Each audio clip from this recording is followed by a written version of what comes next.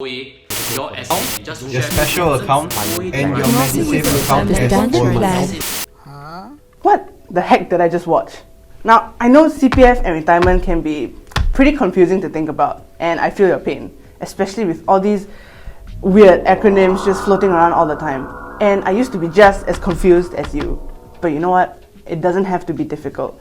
We just need to take a closer look. So let's start with 3 basic acronyms and figure out why they are so important to us as young adults. These 3 acronyms are part of the CPF retirement scheme.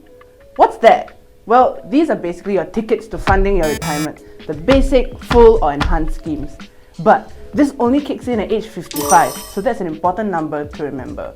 Now, there's this other thing called CPF Life that will determine how your monthly payouts are allocated, but that's another topic for next time. So, why these 3 acronyms? It's important to know which scheme you will eventually land in so you can plan your finances accordingly. So, if you're 25 today, you'll have 30 years ahead of you to let compound interest work its magic, instead of, rushing when you're 40 or close to 55. So far, we only know the retirement sums up till 2022. But this number increases every year to account for inflation and the increasing standard of living. And I'm talking about high-tech stuff, robot delivery dudes, or drones delivering your Amazon packages, you name it. So these figures inflate by 3% each year. And you can estimate how much the retirement sum will be by the time you turn 55. So imagine, it's 30 years down the road, you're 55, aiming for the ERS.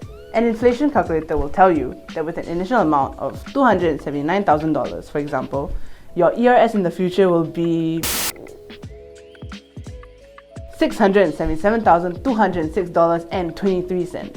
Yes, I know, it's a mouthful. But this is only an estimated number, assuming the retirement sums increase by 3% each year. Just remember that, CPF can always change this percentage depending on the inflation rate. So, what can you do about your retirement right now as a young adult? Well, the first thing you can do, number 1, is to plan and save. Do your older friends often talk about how they're using their CPF money to pay for their shiny new house or their BTO flat? Well, that money actually comes out from your CPF account. To be more specific, it's your ordinary account, the only one that can be used to pay for your house.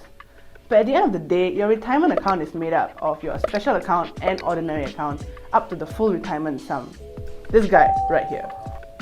If you use up a huge sum of your OA savings to pay for your new house, then that means you're draining your retirement account. So, what can you do here actually? Well, you can start by saving up money outside of your own CPF to avoid using much of it to pay for your future house. Number 2, you need constant CPF contributions. That's it. It's as easy as it sounds.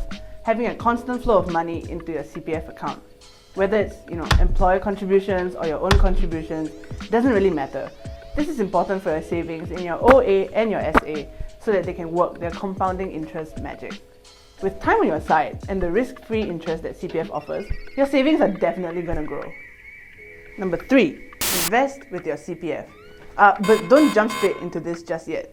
This option requires a lot of consideration on your side.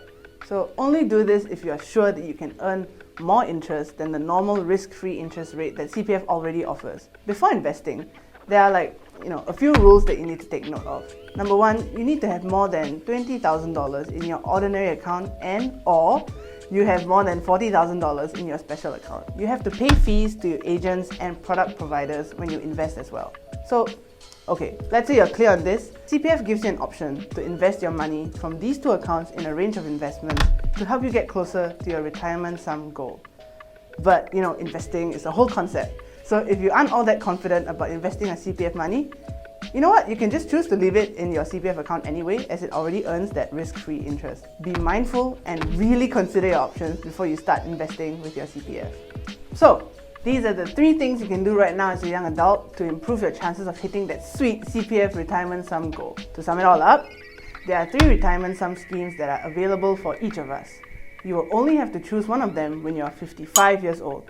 This sum inflates at around 3% each year. As a young adult, the 3 important things that you can do right now is to 1. Plan and save so that you don't have to use your CPF monies to buy your HDB. 2. Constant CPF contributions by yourself or your employer. And 3. Invest in your CPF, but only if you're confident with the risk that you have to take. And that's it. As a young adult, planning for your retirement early sure gives you a lot of easier options. There are plenty of other things you can do as you grow older to increase your CPF retirement nest egg. So tune in again next time and let us know if there are other questions that you have regarding retirement in the comment section below. Don't forget to like, share and subscribe. See you around!